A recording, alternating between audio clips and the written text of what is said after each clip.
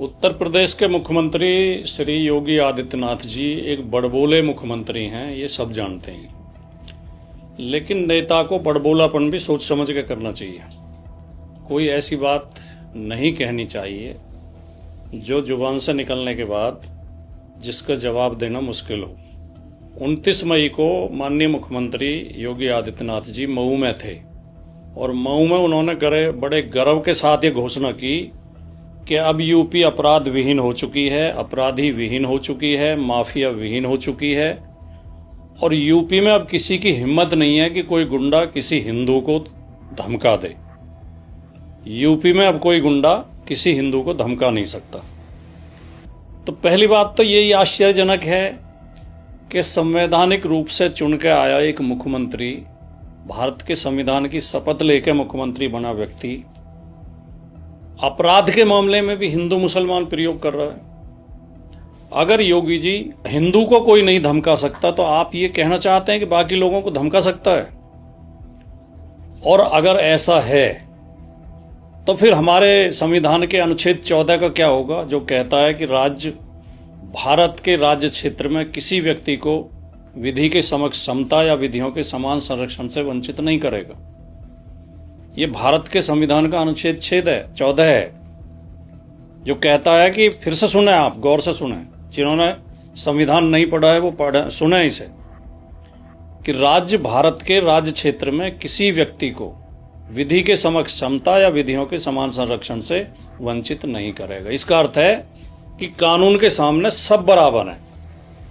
तो फिर आपने शपथ ली है इसी संविधान की, जिसका अनुच्छेद 14 में पढ़ रहा हूं, और अनुच्छेद 15 कहता है कि राज्य किसी नागरिक के विरुद्ध केवल धर्म, मूलवंश, जाति, लिंग, जन्म स्थान या इनमें से किसी के आधार पर कोई भी भेद नहीं करेगा। और आप सरेआम भेद कर रहे हैं। आप कह रहे हैं कि अब कोई किसी हिंदू को नहीं धमका सकता, यानी आप उकसा रहे हैं लोगों को कि बाकी लोगों को धमकाओ जो हिंदू नहीं है। लेकिन हिंदुओं की रक्षा भी आप कहां कर पा रहे हैं मुख्यमंत्री जी? आप किस बूते पर यह घोषणा कर रहे हैं कि उत्तर प्रदेश अब अपराध विहीन हो गया है, अपराधी विहीन हो गया है, माफिया विहीन हो गया? National crime record bureau NCRB के आंकड़े तो ये बताते हैं, जो लेटेस्ट रिपोर्ट एनसीआरबी की आई है, जो माननीय गृह मंत्री अमित शाह जी के अधीन आता है, जो विभाग गृह मंत्रालय, उसके एनसीआरबी एक विभाग है जो पूरे देश के अपराध के आंकड़े इकट्ठा करता है, उनका विश्लेषण करता है, उनकी सूची जारी करता है। तो जो लेटेस्ट रिपोर्ट एनसीआरबी की आई है वो तो कह रही है कि उत्तर प्रदेश में 10 हत्या और 11 रेप रोजाना हो रहे हैं, रोजाना। और संख्या के लिहाज से उत्तर प्रदेश हत्या और रेप में नंबर 1 पर है, महिलाओं के प्रति अपराध में नंबर 1 पर है, दलित उत्पीड़न में नंबर 1 पर है, पुलिस हिरासत में मौतों में नंबर 1 पर है। किस बूते पे आप ये घोषणा कर रहे हैं कि उत्तर प्रदेश अपराध विहीन हो गया और उत्तर प्रदेश में अब कोई किसी को धमका नहीं सकता? और सरकार का, आपकी अपनी सरकार का पुलिस विभाग का आंकड़ा ये कहता है कि उत्तर प्रदेश में 5 मुठभेड़ रोजाना होती हैं, अपराधियों और पुलिस के बीच में 5 मुठभेड़ रोजाना होती हैं। मुठभेड़ का मतलब है, ये वीडियो देखने वाले ये बात समझ लें कि मुठभेड़ का मतलब है कि कोई अपराधी पुलिस के ऊपर गोली चलाए और बदले में आत्मरक्षा के लिए पुलिस गोली चलाए, इसे मुठभेड़ कहते हैं। तो जिस राज्य में 5 गुंडे रोजाना पुलिस के ऊपर फायर झोंक रहे हों, पुलिस के ऊपर गोली चला रहे हों, उसे अपराधविहीन कहेंगे, अपराधीविहीन कहेंगे, माफियाविहीन कहेंगे।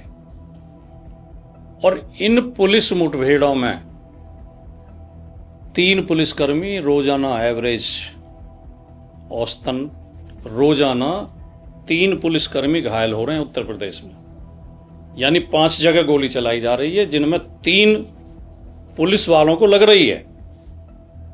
ये उत्तर प्रदेश पुलिस का आंकड़ा कह रहा है। उत्तर प्रदेश पुलिस का जो रिकॉर्ड है वो कहता है कि उत्तर प्रदेश में 9 वर्ष में, योगी जी के शासनकाल में, कुल 17,000 मुठभेड़ हुई हैं, जिनमें 10,852 पुलिसकर्मी घायल हुए हैं, जिन्हें गोली लगी है। तो आप हिसाब लगाइए, योगी जी के शासन के 3,285 दिन पूरे हुए हैं। 9 वर्ष में 3,285 दिन होते हैं। 3,285 का भाग आप 17,000 में दीजिए तो 5 दशमलव कुछ आएगा। 5 से भी ज्यादा मुठभेड़ का एवरेज बैठता रोजाना का। और जो 10,852 पुलिसकर्मी घायल बताएं जिन्हें गोली लगी है, उसमें 3,285 का भाग कीजिए तो 3 का आंकड़ा रोजाना का आता है। और एक बात मैं आपको बता दूं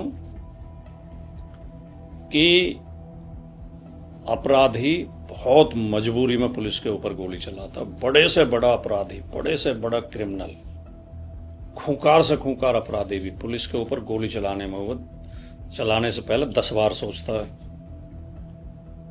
पुलिस की इतनी धाक और इतनी साख तो हमारी है ही।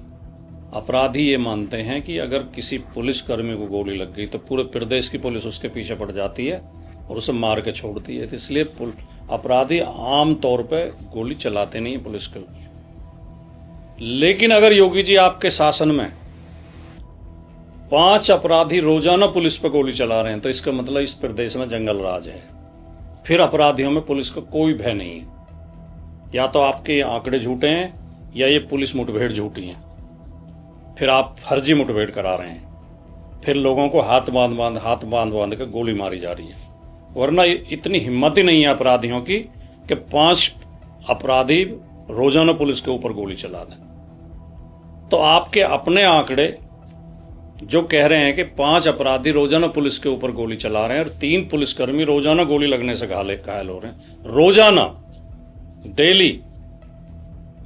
महीने भर में 90 पुलिस वाले घायल हो जाते हैं गोली लगने से, अपराधियों की गोली लगने से। तो आम आदमी की क्या हालत होगी।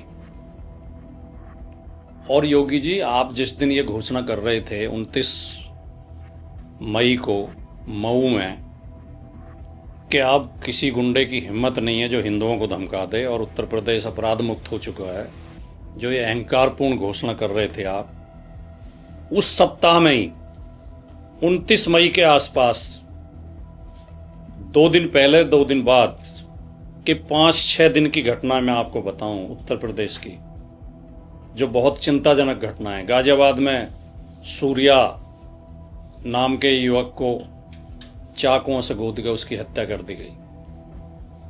गाजियाबाद में एक और चिराग त्यागी जो पैरा एथलीट है और स्वर्ण पदक जीत का आया था प्रतियोगिता में और अपने घर तक भी नहीं पहुंचा, उसे गाजियाबाद में उसे गोली मार दी गई और पत्थर से उसका चेहरा कुचल के उसकी हत्या कर दी गई। इन्हीं 5-6 दिन में कुशीनगर में 24 साल के युवक की घर से बुला के बाहर हत्या कर दी गई। वाराणसी के सिंहपुर गांव में एक कार गैरेज मिस्त्री की रॉड से पीट के हत्या कर दी गई। बदायूं में एक लूट की घटना हुई बहुत गंभीर। चंदौली में समाजवादी पार्टी की महिला सभा की जिलाध्यक्ष के घर में घुस के गुंडों ने उन्हें बुरी तरह पीटा, जिसके वीडियो सारे सोशल मीडिया पर मौजूद हैं। और बाद में पता चला कि उन पीटने वालों में भारतीय जनता पार्टी के कार्यकर्ता थे। भय नाम की कोई चीज ही नहीं है। एक जिला स्तर की नेता के घर में घुस के लोग उसकी पिटाई लाठियों से कर रहे हैं, तो पुलिस का कहीं भय बचा है उत्तर प्रदेश में। इसी दौरान में लखनऊ में एक छात्रा को बंधक बना के उसके साथ सामूहिक दुष्कर्म किया गया। हरदोई जिले में मंदिर में बुद्ध प्रतिमा लगा दी कुछ लोगों ने, उस पर विवाद हुआ, पुलिस वहां बीच बचाव करने गई तो पुलिस के ऊपर पथराव किया गया बुरी तरह और कई पुलिसकर्मी घायल हुए उसमें।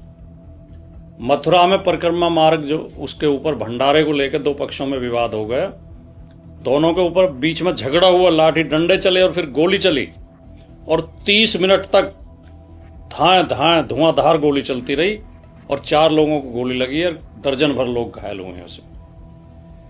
फिरोजाबाद में एक 1.5 वर्ष के बच्चे की पटक के फर्श पे पटक के हत्या कर दी गई बहुत बेरहमी के साथ। जेवर में गोपाल शर्मा नाम के एक किशोर की बहुत बेरहमी के साथ चाकुओं से गोद के हत्या की गई और उसके गुप्तांग तक काट दिए गए, उसके प्राइवेट पार्ट काट दिए गए, बहुत बेरहमी के साथ उसकी हत्या की गई।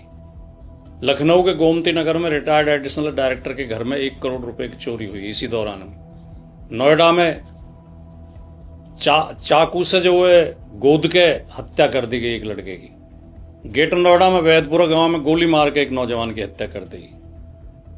और जिला गाजियाबाद के गनौली गांव में एक युवक गांव के बाहर से गायब हो गया, जहाँ से गायब हुआ, जब उन्होंने पुलिस बुलाई तो वहाँ पर कुछ कारतूस पड़े मिले, ब्लड मिला, कारतूस के खोखे मिले जो चले हुए थे, और वो लोग कह रहे हैं कि उसकी हत्या कर दी गई है। अभी तक ना तो डेड बॉडी मिली है, ना कोई गिरफ्तार किया गया है।